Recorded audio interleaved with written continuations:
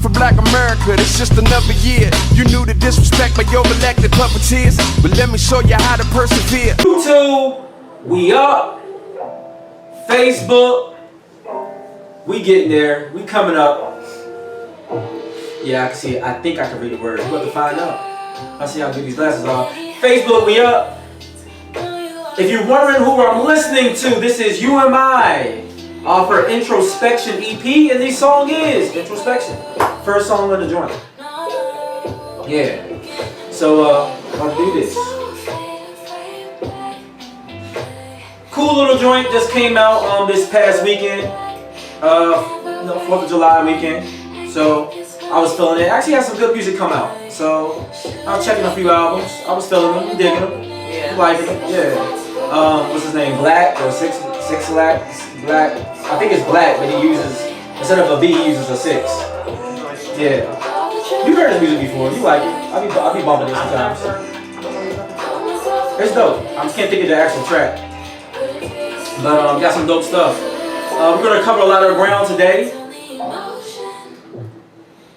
We're talking about everything from open relationships, inspired by August Alsina and Jada Pinkett-Smith, Will Smith, and we'll see as that thing continues to progress. But instead of really talking about them, we'll use it as a chance to open up a broader conversation, right, about open relationships. So we'll dig into that. We got some current news to cover, and crazy stuff going on in our world. And then we're going to get down into pay disparities, right?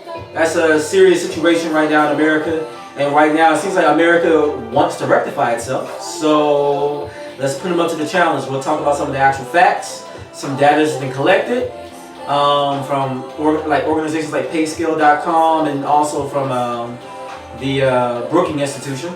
Shout out Rashawn Ray, who's a fellow there. And we'll get to it. When you join onto the chat, make sure you shout out where you're from, what you represent. We like to know. We like to see the outreach of the program and who we're getting to, right? You know what I'm saying? Make sure we're touching folks out there. Plus, there's some actual political plans in the Nitty Gritty show.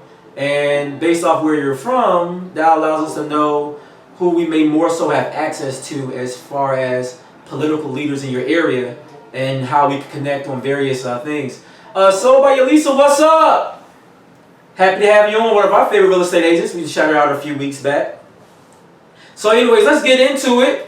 It's your boy, Jada Costa. And it's your girl, Katniss. And together we are the Nitty Gritty. Look, as we said before, we have a lot of ground to cover today. Definitely, please join in on the conversation. I see you waving. I see you. Make sure you join in on the conversation. We'll be talking about everything from pay disparities to open relationships. And all opinions are welcome, right? I know that we probably have our set of values and how we think, but the whole point of this show initially and still is one, to educate people, two, to create a forum where people with a difference of opinion can at least come down and hear each other out, right? Because so often we see on shows where people yell at us because of shout match and people get canceled. And then very rarely do you get to hear where someone is coming from. So this gives a chance for us to really hear various opinions and how we can actually listen to one another and maybe solve together, right? So let's try to do that. And it's a Nitty Gritty show. We definitely for the movement. I'm not gonna hold up anymore. Oh, did I say my stuff? Yeah, it's your boy Jada Costa. You said it. Did I do it? Mm-hmm. I don't know why I feel like I didn't do it. You did. I'm getting old and senile, y'all. This gray must really mean something. Goodness. All right. So let's get down to current news. Kanye West, Kanye 2020. It's a little late in the game. It's July 5th, but correct me if I'm wrong. Joe Biden hasn't picked a VP yet, right? Not that I okay. know of, but for Kanye, don't you have to? Shouldn't his name have been submitted for the primaries? How does that work? Well, he doesn't have to. He can run as an independent and then be a third wheel. So kind of like Ross Perot against Bush and the crazy thing Bill is, Clinton. as crazy as it sounds, I know so many people who basically was like, I would never vote. I don't like Trump. I don't like Biden, and the Gen Zers, I can see them like, I'm just gonna vote for Kanye because I know him. I've been seeing all these arguments now for Kanye too, like serious arguments. I seen somebody post something along the lines of, Trump has like 23 rape allegations, Biden has 8, and you have Kanye has 0. You know, so there's like that's an argument for him to be president. I don't think it is. I wouldn't vote for him personally. He's just too erratic. Yeah, I mean, we don't need any more of that in the White House. Just because it may not be a right-wing agenda, just because it may become a left agenda or a liberal agenda, doesn't mean that automatically that makes it right. That's just my opinion. I know I might offend some of my Democratic friends out there. I'm just saying, but, you know, I'm not going to trade in one bad president for another one, and I don't think Kanye's the answer. I just think he doesn't know enough about how to run a country, law. I mean, you see that with Trump, right? With him being president, Trump didn't know enough about how laws work or policies or bills. And he struggles, I think, sometimes. He makes decisions uninformed, but it's like once he realizes, once he's educated, I see him doing a lot of like rolling back, like, oh, my bad, you know, I didn't believe it that way. But it's like, you should have known. But because of his emotional, like, irregularities, what happens is even then he'll be like, oh, yeah, I realize now. But then when he gets hit with the backlash, he can't take the backlash. No, he gets so then he'll double back on what he said initially. Yes, I mean he's a nutcase. Y'all should. I'm gonna make a law that if you talk about the president, something's gonna happen to you. And it's like, dude, you're in the highest seat of the country, and people talk about the president all the time. You know, people talk about Obama, they talk about the Kennedys. Like, why are you exempt? Like they say, power corrupts, but absolute power corrupts absolutely. So. I think that's his situation, and he's a nutcase. So yeah, we'll see more what unfolds from Kanye West 2020. So like Lisa said, Kanye can't even get along with Taylor Swift. He should not be. I don't see him exercising any true diplomacy here. Kanye, his liking for Trump has nothing to do with Trump personally. I think it's the fact that Trump was a known celebrity, a known person of wealth, and he actually became president. And for Kanye, he's obsessed with like power and being the best, right? Well, he's pulling the Mike Pence right now. He's pulling the Mike Pence right now. He's acting like God has called him to be president. So he's like, if Trump can do it, surely I can do it. So. Yeah, it's wild. So yeah, I'm not feeling it, but hey, we'll see what happens. Also, something else that came up in the news earlier this week. There's been people desecrating cemeteries. They're writing Black Lives Matter right now. I don't know if these are people pretending to be Black Lives Matter and set them up. Gotta leave room for that. I don't know. It's not a fact. I'm just saying, just putting all the suggestions out there. We don't know if it's that, or we don't know if it is. There are people with Black Lives Matter desecrating the tombstones, and I think the idea in one rationale that was put out, I want to say it was the New York Times or the Post, is that these are people that are saying that these graves belong to, slave owners or known racist, politicians or whatever. Now, here's the thing. Why I understand why we're removing, Christopher Columbus, statue. I understand the rationale of removing Robert E. Lee. I understand the rationale of removing someone who is technically an enemy of what is the United States, right? Removing those statues and something that embraces the hatred of our history. I don't understand why we remove those statues, because those are paid for by public tax dollars and things of that nature. I think we have a say as to what belongs there. But once you talk a cemetery, you're talking about private property, basically, right? You're talking about something that a family personally puts up to honor their loved one. Now, they're not a loved one of ours, especially if they was like a slave owner, right? However, they are loved by their individual family, and that is to memorialize their individual family. And I feel like that's a place you don't touch. I could know the tombstone of Adolf Hitler, and I wouldn't feel right desecrating it because that's special to the Hitler family.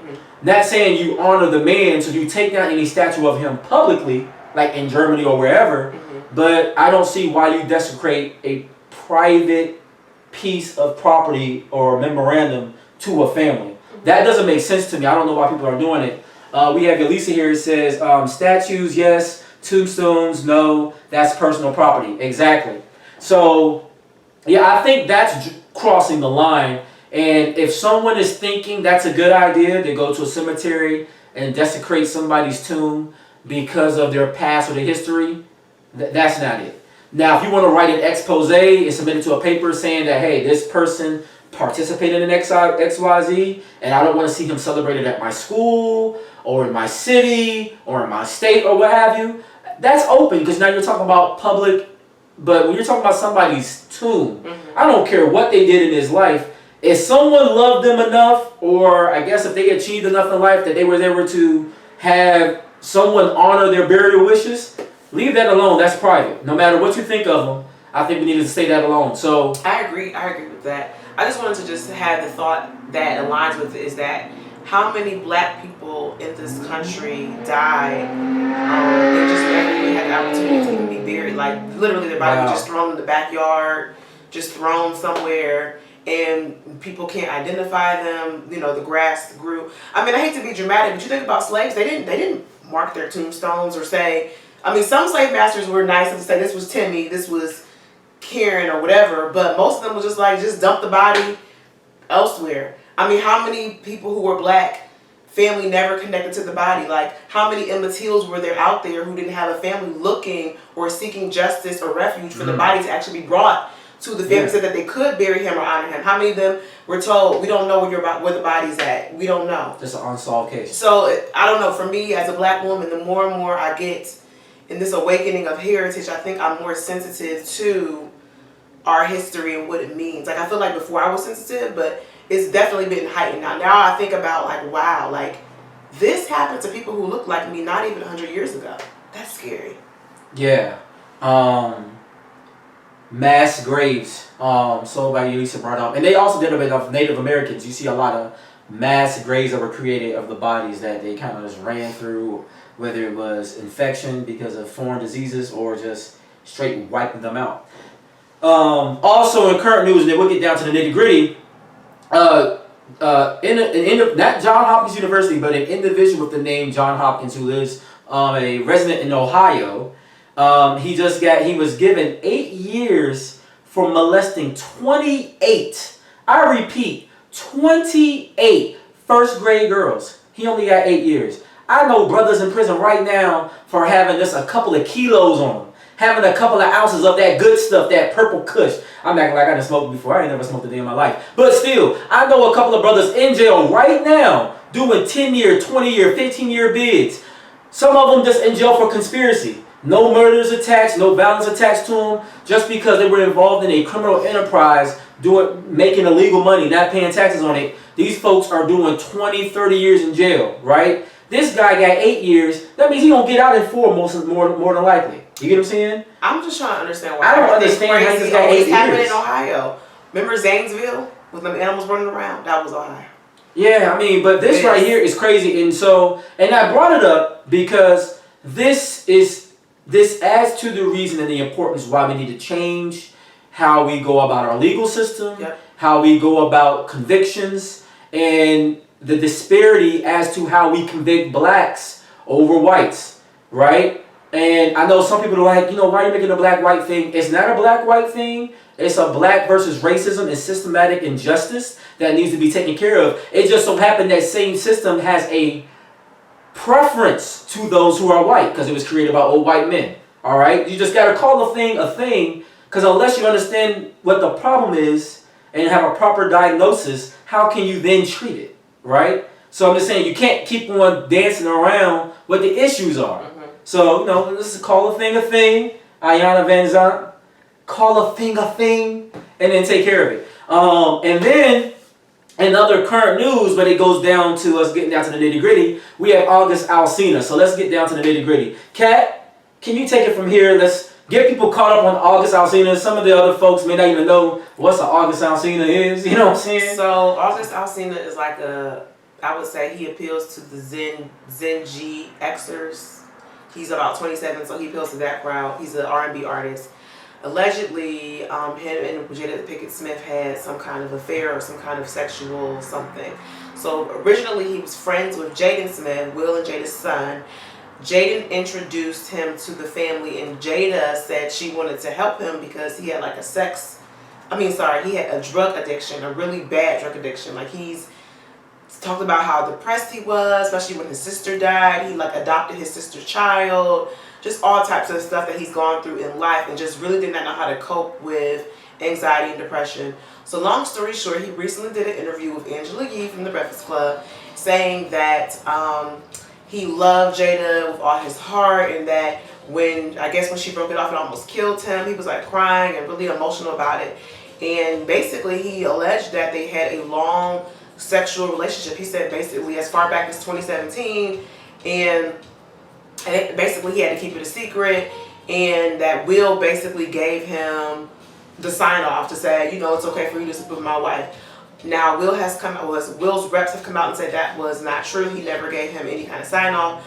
Jada came out and said it was untrue, and then she's tweeted recently that she's going to bring herself to the red table because obviously some healing needs to happen.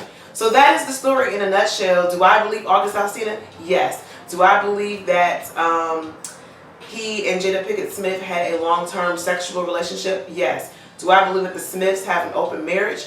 I think more so to help the urges of Jada. If you watch Will Smith and how he talks, he's a very traditional man. I think he knows that Jada Pinkett-Smith has never been one to like the constraints of marriage. So yeah, I definitely think that Jada is lying.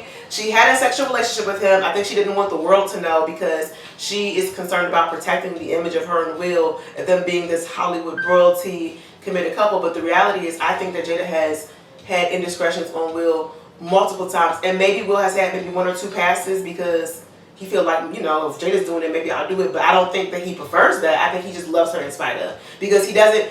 Divorce for him is the ultimate failure. He said it, and he's already had one divorce under his belt. So I think for him to have two divorces, it would make him feel like the ultimate failure. So, yeah, that would be hard on any man. I've been through two divorces, so I get where he's going with that. Let me read some comments, and then I'm going to ask some questions to our audience.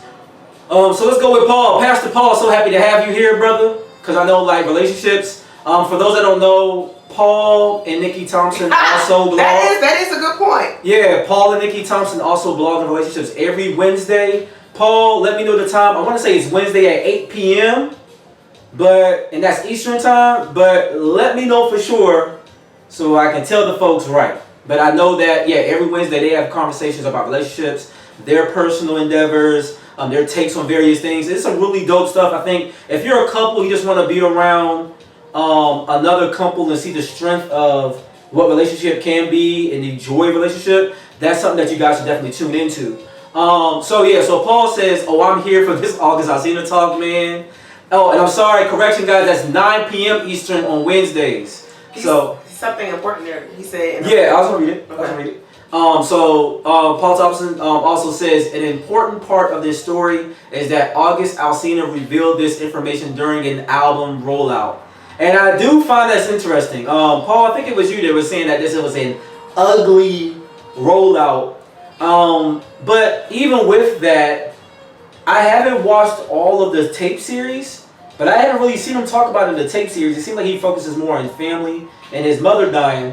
But I know in the interview, Angela Yee is the one that brings up the relationship with Jada Pinkett. And I know they say it's hinted at in previous songs he's made. Yeah, like he may not have talked about it, Angela, and I asked him. So, because at first I was going to say, well, maybe his team told him to talk about it because it'll help generate sales, but I don't think he was going to bring it up in the interview had Angela and I asked him. I think it's having a negative impact on the album rollout because I know a lot of men that I talk to feel like that was just some sucker type stuff, right? Like, 'cause, you know, it's a known thing amongst, I think, real men that, you know, or I guess grown-ups, period, not just men. That it was a side piece? No, not the whole side piece thing. It's just a whole thing like, You just keep your relationship stuff to yourself. You don't gotta go tell anybody. Like, cause I've seen this in college firsthand. A dude would mess with a girl. He'll go tell his boys, his bros, whatever, you know, what he did. And now you got everybody else chasing the same thing because they thinking like, oh, I want to get the same experience he had. Versus you just keep it to yourself, you know. And if you're in a relationship with someone, why would you want to tell everybody what you do? I know people who are in relationships. These are not personal friends of mine because I don't rock with folks like that. But I know of people who will brag about what they do with their significant other. And it's kind of like, I think you should keep that stuff private. Paul also commented again, he says, August been talking about his relationship with Jada in songs for a while. And that's what I wanted to bring up. Like, I know he's hinted at it, and he doesn't say it directly, but he hints at a relationship. And I will say this, so fellas and ladies both, I want to hear from both of y'all. How do you guys feel? Because, you know, for me, it's not something about them, but it does have a greater consistency around culture now in this social media age we live in. How do you guys feel about your significant other in pictures? Because, like, in these pictures, he hugged up. If I can put my arm around you. So you got to ask permission first, right? But, you know, he hugged up. He like, you know, he real cozy like. You know what I'm saying? And I don't know how you would feel, boo-boo. But I don't think she want me in any pictures too cozy, unless it's like one of my daughters or a family member, and it better be a confirmed family member, because we know some of y'all got them play cousins out there. But he real cozy in a lot of these pictures, arm around the waist. These are very sensual areas of body. That's why Jada can't lie. I'm curious to see what she's gonna say. You can't lie, sis. Like, we know the way that man was crying, he was a real man crying, like, he almost broke me, Dad. Basically, I guess she rejected him. And it's like, Jada, we know that you and August had a relationship. Just come out and say, you know, we had a relationship, we'll not have an understanding. Now, what I don't know, what I'm curious about is if Will knew about this before it came out to the public and had already forgiven her, or if he was finding out for the first time with the public. I do know that Will has talked about his relationship with Jada on multiple occasions, and he said there's nothing, he said absolutely nothing Jada can do that will ever make him not be committed to her. And I was like, wow. He was like, we transformed our relationship, to our marriage, to a partnership. We are life partners. So there's not one thing that she can do that's going to ever get me to a point where I don't want to ever protect her, be with her, or be committed to her. And I'm just like, that's interesting. So I don't know if he just found like some awakening, some deep love in himself to say, if she cheats on me, it's fine. I'm going to learn how to forgive and heal. That's a different level of commitment, but kudos to Will. But I think something that's given it credence is, once again, and I'm curious to know how you guys feel about pictures with your significant other and how they're displayed on social media, right? Because some people have been in relationships before, so there's pictures of that person, you know, embraced by someone else, maybe a past lover.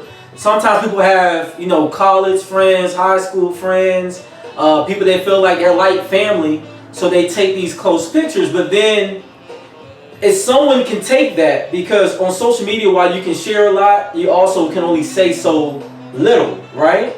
So now people can take these pictures of Jada and August, and let's say if there isn't anything, let's say if he really is lying, it gives, like I said, his story credence. It's like, you see him all booed up and hugged up next to someone. Me personally, I wouldn't want my woman all hugged up with some other dude on social media, because then even though I know what it is, it creates a narrative that could be twisted. Same thing, I'm pretty sure she wouldn't want me all hugged up next to no woman on social media, because then it just opens up the door for someone to misconstrue, or maybe that person to lie and then have some kind of, like, you know, viability in what they're saying.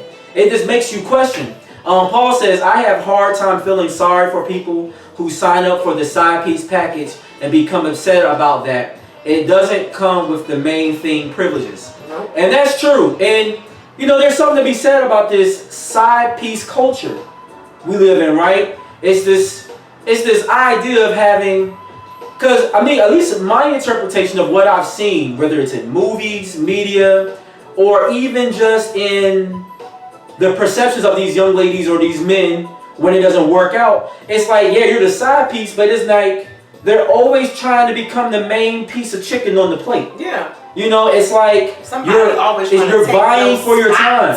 And it, you know, and even if you look at history, you can look at Henry VIII, right? And if you look at Anne Boleyn, who became his second wife, at the time he was married to Catherine from Spain, right? For whatever reason, and he inherited that wife because his brother died. So he wanted to get rid of that wife because there was this side chick, because back then kings and pharaohs and emperors always had side pieces or multiple women. But in the Catholic Church, you only be married to one person. So he had a side piece, Anne Boleyn, who came from the Boleyn family. They had a little bit of bread, a little bit of influence in the court of England. And the father brought to him this idea where, you know, in the Protestant church, you can divorce because you're king and your position is absolute. So he breaks away from the Catholic faith actually starts a war and everything because he wants to have the lividity to divorce Catherine. Right? I did not know this. Yeah, a little history for you guys. And I read a little bit. I'm a scholar. So anyway, but so even with that, Anne Boleyn and her family plotted to help become the main one. And then she promised him a son. Now this is before modern science that we realized that it's actually on the father, those XY chromosomes. But however, she promised him a son. When the son didn't come about that, guess what happens? The next side piece replaced her, and they said that Anne Boleyn was a heretic, and they hung her. Wow. Why was she a heretic? Because she was mad? Well, they made up something using the Protestant faith to have reason to hang her, right? Because that's what people do. They manufacture reasons as to why they have to leave. But all that history to say this has been going on for a long time, where a side piece will typically work and angle themselves to infringe further on your relationship. Right. And I think this is why me personally, my personal opinion, I know we live in this new world, all these opinions. Open marriage is the thing, honey. Yeah, I just don't think it really has a place. It's hard for me to see how a real marriage can be sustained while allowing other people into the bedroom, into the relationship. I got some comments off IG. Yelisa, she said, it's how the Church of England got started, right? Yes, that's correct. Wow. The Church of England got started as a result of Henry VIII messing around with a side piece, Anne Boleyn, and that's the reason why he broke away from the Catholic Church. That's crazy to me. Yeah, do your Googles, folks. It's out there. Wow. Paul again, he said there's a narrative that Jada took advantage of August being in a vulnerable state. What do you guys feel? Did Jada practice predatory behavior? Now, at this point, one can only come to an hypothesis or some guess to that conclusion, because the facts are not out there, and we have to see what comes of this table talk that's going to come up with Jada, things of that nature that have any clarity on what that is. But I will say this. It's been no secret that August Alsina has had a rough life, has been through a lot of things, and suffers from a lot of mental illness. Yeah, right. So that's at an extreme level. Like, he's trying to commit suicide multiple times. And I think, and we've seen this even in, like, there's something about accepting someone into family, right? We see this with churches. Shoot, we even see this with multi-level marketing groups. People create a false sense of family, or maybe they didn't mean it to be false, but it's kind of like what brings people in, right? And they take in these people with insecurities, they're broken or whatever, and then these people start really relying on that false sense or, projected sense of security. Yeah. And then when that's stripped away, it's like, well, what do I have? It's like if you're removed from a church that has a cult-like atmosphere. Yeah. Maybe the church isn't a cult and they don't mean to be that, but this false sense of family creates this environment that feels like that, and then that's pulled away from you, and then you feel or leave more broken than you are. There's people that join business organizations and they make it seem like family, and then once the true, meaning of what that is, it's about business and it's not so personal. Now people feel rejected because it's like you've cut off friends and family for the sake of this organization, business, church, whatever it is, fraternity, sorority, whatever, however you place it. And then once it's unveiled that, well, it's not as close as we maybe made it seem, people are left broken. And sometimes people take various reactions to it. Some of it becomes visceral. Like, they're like upset, they're angry, like to the point where it's like, I want to destroy them because you see that all the time. This thing that you left broken in me, right? You sold me a dream, and I think people, they hold others up to this high sense of false reality. I just think that, I think you raise a valid point. Like, I think when you are broken and you finally find something that feels like it could be love, or it could be refuge, or it could be support, you're like, oh, now I have friends. Now I'm getting validation. Now somebody loves me. Now somebody sees me for me. Now somebody likes me. The moment that person or that thing, that church, that group disappoints you, now it's like, well, like you said, what do I have left? And the reaction literally is, I'm going to speak ill about this supportive love because they used me, they ruined me. I gave so much of myself to this this deity or this person or this place or whatever. And I think you have to be careful. That's why you have to understand your self-worth is more than anything. You can't, like, I see people who would like kiss up and suck up to people, and they know good and well that person is not respecting them. Your self-worth is more than anything. Your self-worth is not worth more money. It's not worth more fame, more likes. It's just not. It's not, and it's gonna always be rooted in disappointment because it's not serving you. You've got to make sure that whatever you're doing has a plan and purpose that serves you. So if somebody in a higher position is treating you in ways that are questionable, you need to check it. And you need to realize that if you walk away, it's okay. That person or that thing just wasn't for you for that particular this next season. Yeah. So Paul says self-worth. That's good, Katrina. And then Yalisa, you made a point. You made it a few moments ago, but I got to bring it up because I love it. It's a great biblical example. But talking about the side pieces, you brought up Hagar and Leah. You make the comment they never learn, and that's true. And even in those situations, come on, y'all giving me some good. And even in those situations, when you look this is good and juicy. Yeah, when you look at Hagar, she leaves with her son Ishmael, and it creates a war that is still being fought to this day against Christians and those of the Islamic faith. She always, you could tell based upon the Bible. I mean, you know, with Bible they give you the word, but you can kind of put it into context. She always kind of carried a little something, a little edge about the fact that she was not chosen. She was not first. And then Leah, knowing that, you know, same thing, knowing that he desired Rachel over her, and then the way that she bragged about her pregnancies. Yeah. Oh, this baby of Jacob's is so heavy. Yeah. In me, like, oh my God, it gives me pain. They talk about this in the scriptures, and she used it as a way to get at Rachel because she had. I think Leah ends up having 10 sons before Rachel has her first one, right? And then she ends up having a second.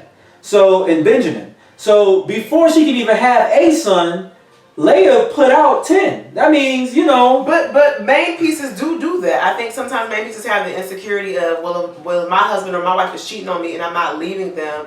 I'm gonna, like, I've heard girls on these reality TV shows will say, well, he ain't leaving you for me. I have the house. I'm who he comes home tonight. And it's almost like their false sense of security in this relationship because it's like, well, I have his last name. But what does that even mean if he's not respecting you or the other woman? And I think that at some point as adults you have to come to a sense of reality to realize not only is he disrespecting me and my self-worth, he's disrespecting the other woman or the other man. But I've heard people who like she does, like throw it in their face like, well, you're not special because, you know, I'm the one that's married, you know, so that's how it is. But let's talk about this whole open marriage thing. I know that's on the agenda. Yeah, so it dives right on in, this whole open marriage thing. I've heard that we're living in a day where monogamy is no longer a thing, it's too difficult, and that polygamy was the way of the Bible, and that people should be open, that you make connections to other people, and that in order to have a sustainable marriage, you need to look at marriage as a business contract. This is what celebrities are saying. As a business contract, understanding that you and he or he and she, you come together, you make money, you have kids together, and you provide, but it's okay for you to step out and have other intimate interactions with other people because, you know, it helps keep things spicy. And then you realize, oh, I'm falling back in love with my significant other because I went back out there and tried people and they didn't meet my needs. So what are your thoughts on this whole open marriage thing? Like, there's some celebrities that you were going to list off that have confirmed being in open marriage. And it's funny because with all these situations that I'm going to name, the woman has been the initiator of these open relationships. And I think it has something to say about, and I understand like women embracing their sexuality, right? Because for a long time, it was like, once upon a time, women would get married and they weren't even expected to enjoy sex. Like a husband just comes, just pounds on that thing, not even trying to give him any kind of pleasure. And so I understand the concept of women owning their sexuality and wanting to be pleased, wanting to enjoy it. But at the same time, it's kind of like how we overstep. It's like, okay, maybe your parents' generation beat you too much, but now you're not going to correct your kids at all. It's like maybe we overcorrect things that need to be done. Just a suggestion. I mean, I can't speak for women. Do you think women are like that because they say that women's sexual libidos happen later in life? So maybe by the time they're in marriage, now they're like, I'm no longer satisfied, so now I'm looking outside? That could play a part, but even with these situations, we're talking about generally young wives. Okay, so like Tiana Taylor and the Iman Shepherd, they have an open relationship where Tiana Taylor was the one that kind of initiated that. She actually spoke about it on the Breakfast Club for the first time to the point that the husband, the Mon Shepherd, was embarrassed because then his mother called him, chastised him like, I ain't raised you to be doing all that. What you out here doing all that freaky sex? That was her comment to it. But Tiana Taylor, growing up in New York, maybe a different atmosphere, she introduced this idea of that, right? We see also T-Pain and his wife. His wife was the one that introduced the idea of threesomes into the relationship, right? And countless other celebrities, we see where the woman introduces the idea of this thing. And then it becomes a situation where, well, where do you draw the line? Because you don't want him still getting his groove on when he's filming for a movie or on tour, right? So how do you dictate something that would be so much easier, possibly, if you just stay monogamous? Let's go to some comments. So, Yelisa said, no, God created marriage, so it's not for us to redefine it. If you're going to be open, why get married? And that's a good point. I mean, people are selfish. Because it's kind of like, how do you, assuming you had traditional vows at your wedding, how do you honor those while bringing someone else into the mix? Because it's not like that person said that vow with you, right? So then they don't have to follow the rules of that engagement, but you guys do. So how do you get them to fall in line with that? You really can't, right? Because they didn't make that agreement.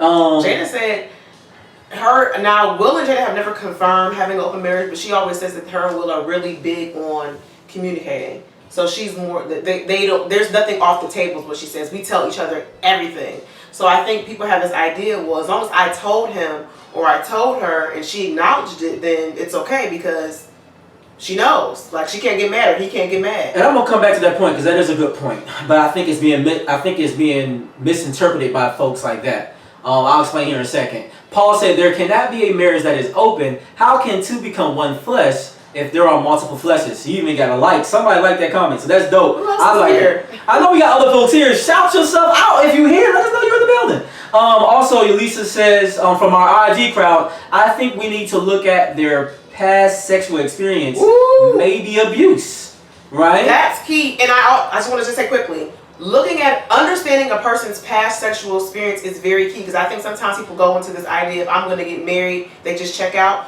But if a person was abused before, if a person was molested before, if a person has sexual relations from age 11 on till, their sexual understanding, libido, and expertise may be higher than that of the person they're marrying.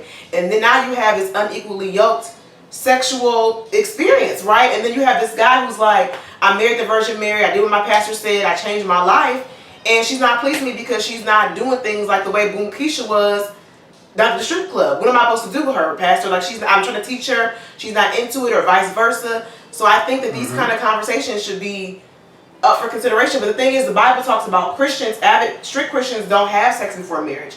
So how can you even I guess the question I have for the audience is, how do you even know what you're up against or what you are expected to do or perform if someone has already had a sexual experience prior to you getting married? So I think this goes back to what I wanted to bring up earlier, that question you asked, which is, so when you have Jada and some of these other celebrities out there that are talking about their open marriages and how they feel like or even the folks who are promoting these polyamorous relationships, talking about, well, they're more honest, right?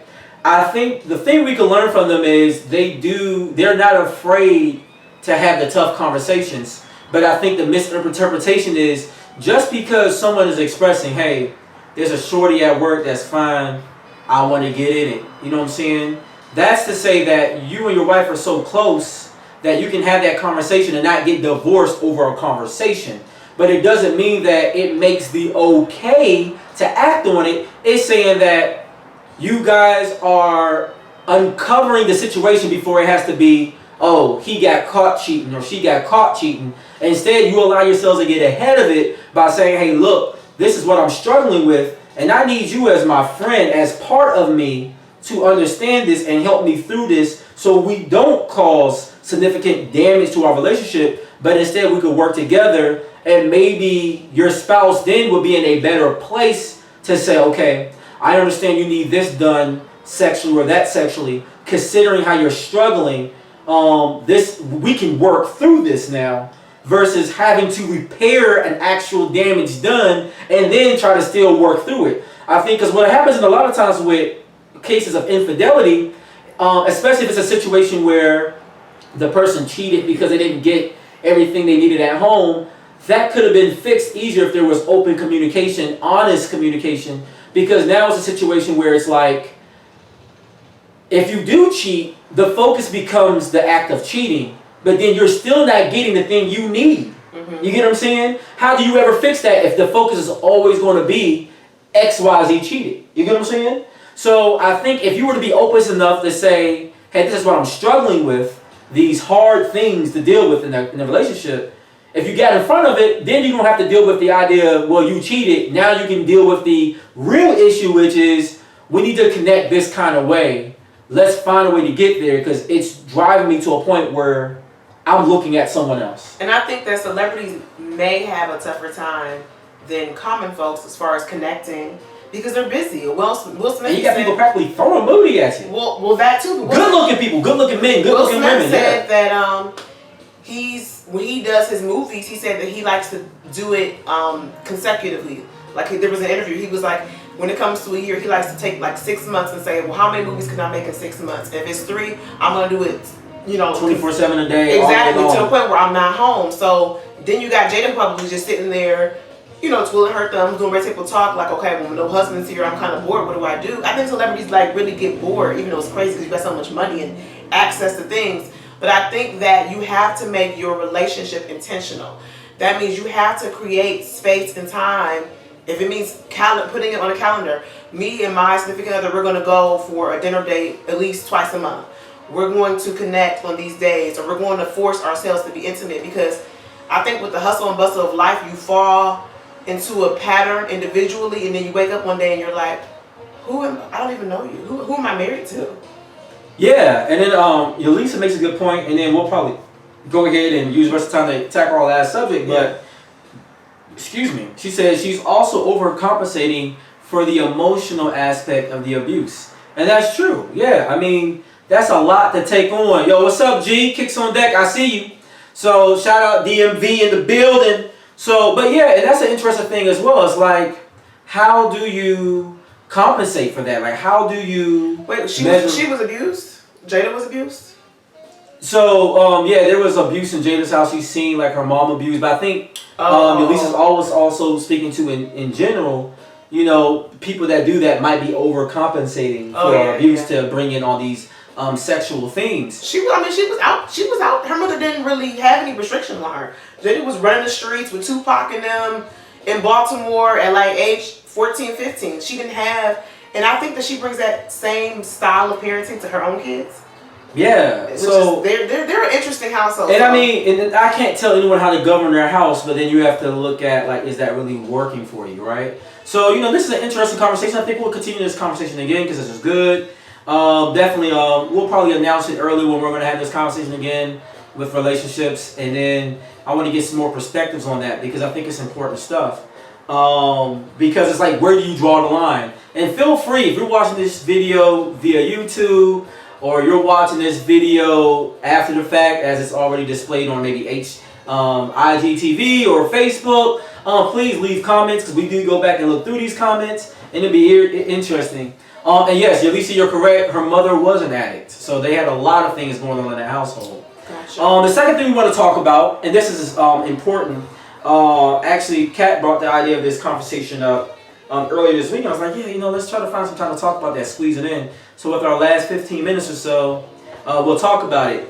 But pay disparity, right?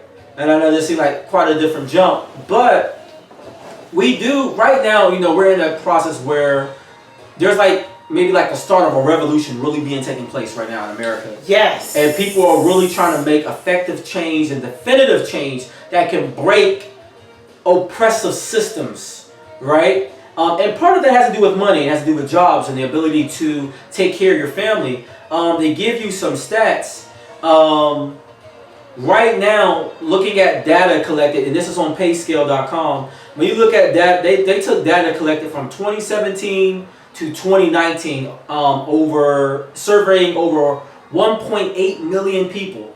And this is specifically dealing with men. I got notes on women as well, but with men, Black men make 87 cents to the dollar compared to their white counterparts in work environments. Native Americans make 91 cents to the dollar. Hispanic men also make 91 cents to the dollar. Pacific Islanders, like The Rock, they make 95 cents to the white dollar. And surprisingly, Asian men make $1.15. So they actually make 15 cents more to the dollar of the average white counterparts. But then when you look at these disparities, so people would assume like, well, okay, that means Asians are fine. Well, that's not true, because what happens is a lot of Asian men fall under what they would call an individual contributor, right? So if you're in the tech space, let's say you might be a coder or a web developer, but what happens is the corporate culture creates this sense of stay in your lane. We're going to pay you, we're going to compensate you well for your expertise, but you'll never fall into the C-suite. Because then when you look at the C-suite of American companies, how often do you see true diversity, right? And then when you do get a semblance of diversity, you get these Herman Cain / Ben Carson types who seem to overcompensate to acquiesce to white culture, right? To the point that they disown their black culture, it seems. You know what's interesting about lack of diversity with the C-suite? Is that it seems like no one talks about the problem, but the moment black folks talk about it, and let's say hypothetically we start getting positions in the C-suite, then you're going to see other minority groups like, well, it's not fair. We should be included too. And it's like, well, where have you been the part of the conversation? Where have you been? Yeah, and you know, I always notice that. It's like civil rights ain't civil rights until black folks started. Yeah, and you know, definitely like civil rights and stuff like that have been built off the backs of blacks. And for those who are offended by it, all you have to do is look at those bathrooms back in the 40s and the 50s. A lot of them said white only, colored only, or they said no blacks allowed. You don't really hear them say too often, no people of color allowed, or blah, blah, blah, blah, blah. I mean, you've seen that term, but it was always typically projected directly towards black people. And that's just the reality of what it is. Now, as a result, that movement has freed not just black people, but also other people of color and how they identify themselves. So that's the beauty of civil rights is, yeah, one culture may lead it, but then it normally frees other folks around it. So that's important. And then when you look at these pay disparities, while black men are at the furthest end of that disparity, when we fight for equal rights, automatically that's going to take care of Native Americans, Hispanics, and also Pacific Islanders. And I mean, I guess Asians are being paid well, but hopefully that would lead to more Asians being promoted to the C-suite as well, having real diversity in the same lane that America looks. Some things that also contribute to hiring disparities. Men of color are 26% less likely to receive a referral, right? So there's this bias normally towards men of color being referring to a job. And that starts to create situations where it hurts their ability to be promoted and also receive pay raises. Because when you're referred in, it builds a rapport or an automatic rapport with those who you're reporting to or those who you're working with. But when you're just trying to come in on your own, merit, while living in a country that has an obvious bias to those of, African American descent, that makes it even harder. Even in a controlled environment where they made sure that the people had the same amount of experience and they had the same amount of education and background, black men are still only paid 98 cents to the white man dollar.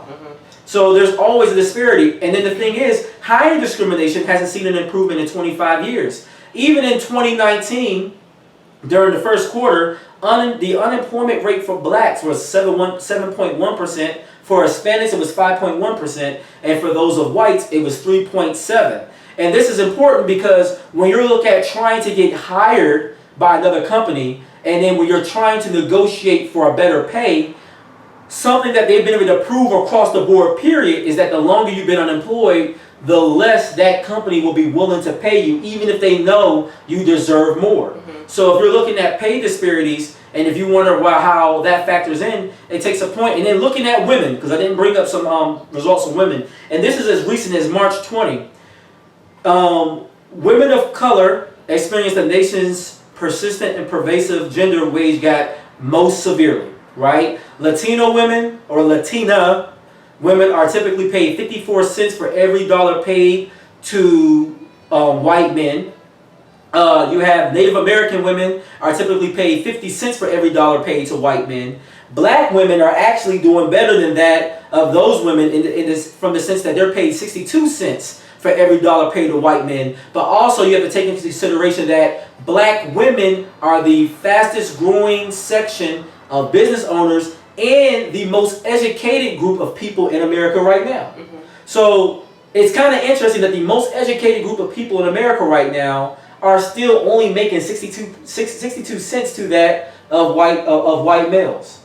And then in some of these cases, because for whatever reason, whether it's society attacking black men, maybe these relationships not working out, what have you, a lot of these black women are also single moms. And now you're having to support a whole family while being at a deficit of what would make a difference of maybe $23,000 a year. If the average white man makes $61,000 a year and a black woman only makes 62 cents of that dollar, that means she makes $23,000 less. That's more than 2.5 additional years of tuition and fees. That's nearly 31 more months of child care. That's actually more than 16 additional months of premiums for employer-based health insurance. And we wonder why black women have a hard time in getting insurance or having the medical needs they need taken care of. And if we would just pay people equally, we would solve so many of the issues that are destroying our country literally today.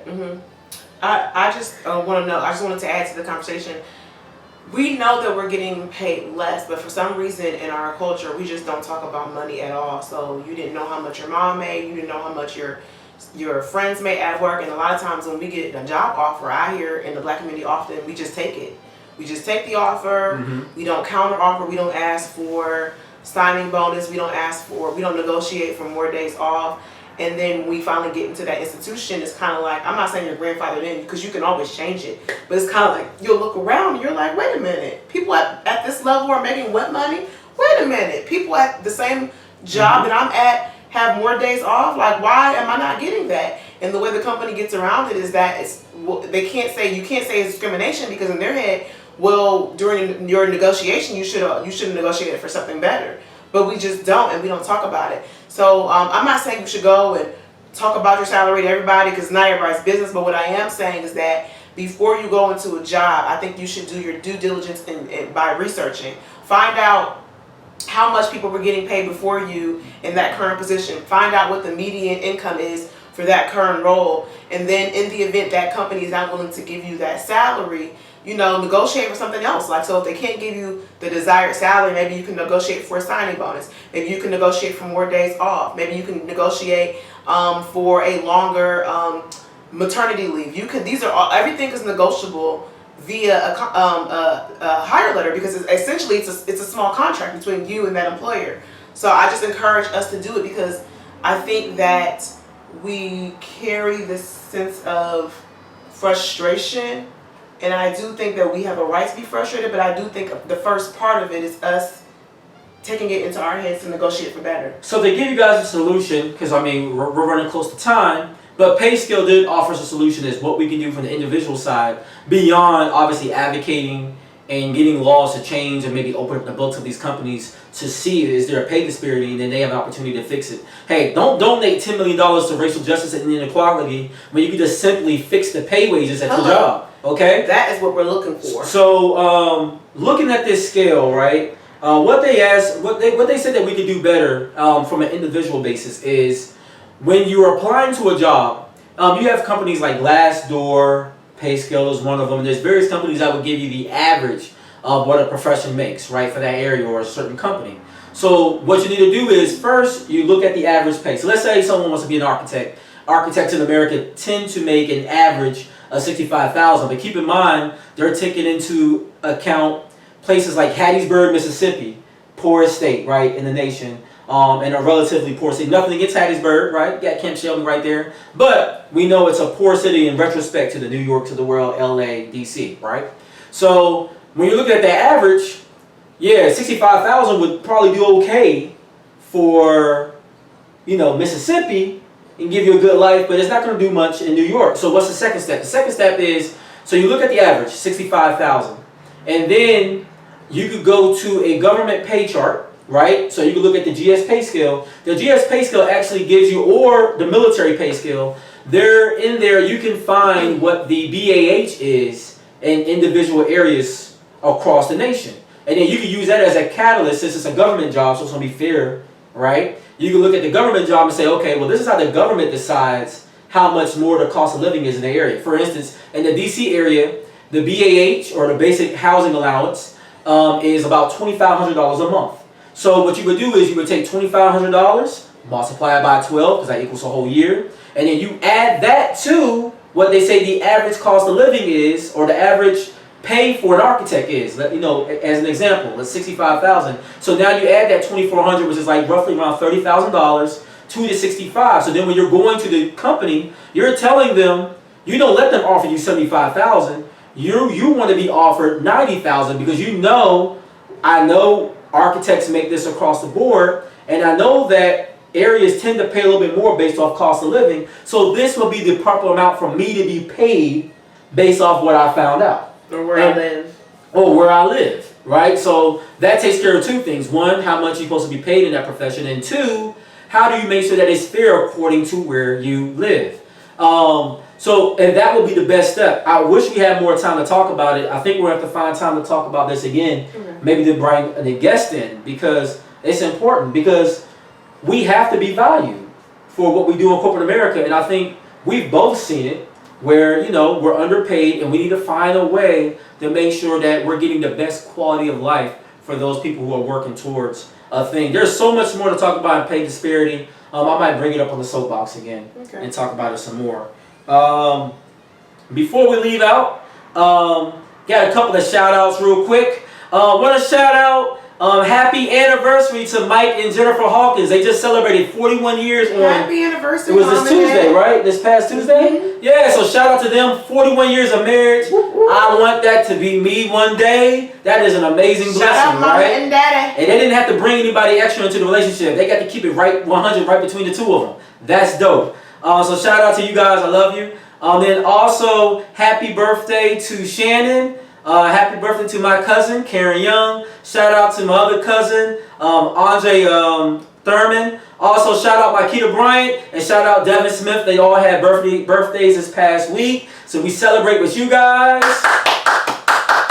Right? Happy birthday. And also, want to shout out a special condolence to Robert Bellinger. He had a death in his family. His father passed away. Lived a long life, though, 95 years. That's something to be celebrated. Sorry, his grandfather. But I'm still blessings to you, bro. Part of the Kingdom Fellowship family, so I wanted to shout you out. Right. And, you know, we put your blessings on you. We got some happy anniversaries coming from our IG crowd. Shout that out. Yeah. And also, congratulations to Tiffany McRae. She just celebrated the birth of her new daughter. Right? So you're a mama 2 times now. So congrats to you. Yeah. And Miss Elisa, thank you so much for hanging with us all day today. We just want to say thank you. We appreciate your support so much. Yeah, this show is made by people participating and joining the conversation. This is definitely a conversational show. That's why the platform runs as it does. Because honestly, that's what makes it work. I'm going to leave y'all with a groove. This is a dope song. Actually been on the airwaves a little bit. People enjoying it. It's called The Beach. It's by Giveon off his Take Time album that was released about, that was a few weeks back. So enjoy it. It's dope. I like it. He's singing. It's nice to hear somebody with a little more timbre to their voice. You know, I can appreciate that. You know, that over here trying to be all high pitched and all that. That's just my own personal critique. So, anyways, yeah, enjoy that. Look, it's your boy Jada Costa, and together we are the Nitty Gritty. Thank you guys for joining, and we'll see you back next Sunday.